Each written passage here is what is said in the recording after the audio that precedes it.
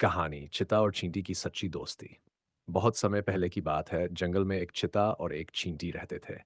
चीता एक बहुत ही तेज और ताकतवर जानवर था, जबकि चींटी बहुत ही छोटी और मेहनती थी।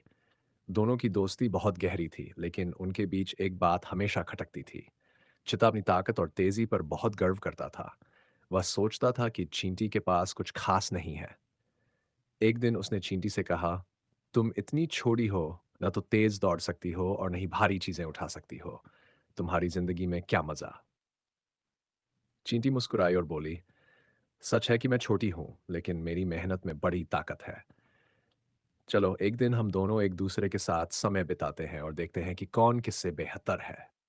चिता को यह विचार पसंद आया और दोनों ने अगले दिन जंगल के दूसरी तरफ स्थित पहाड़ी तक पहुंचने का निर्णय लिया।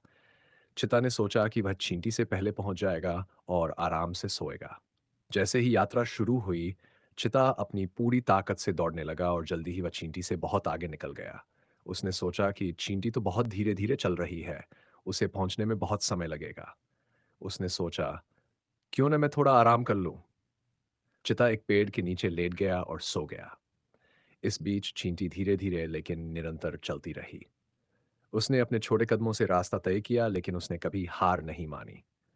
कुछ समय बाद चींटी पहाड़ी के पास पहुंची और चिता को सोता हुआ पाया। उसने चुपचाप पहाड़ी की चोटी तक पहुंचकर अपनी जीत सुनिश्चित की। जब चिता जागा, तो उसने देखा कि चींटी पहले ही वहां पहुंच चुकी थी।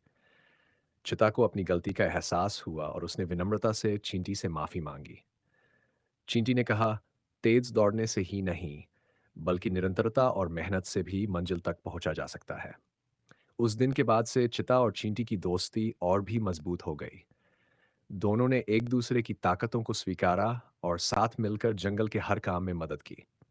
चिता ने सीखा कि ताकतवर होना ही सब कुछ नहीं है, बल्कि छोटी छोटी कोशिशों से भी बड़े काम किए जा सकते हैं।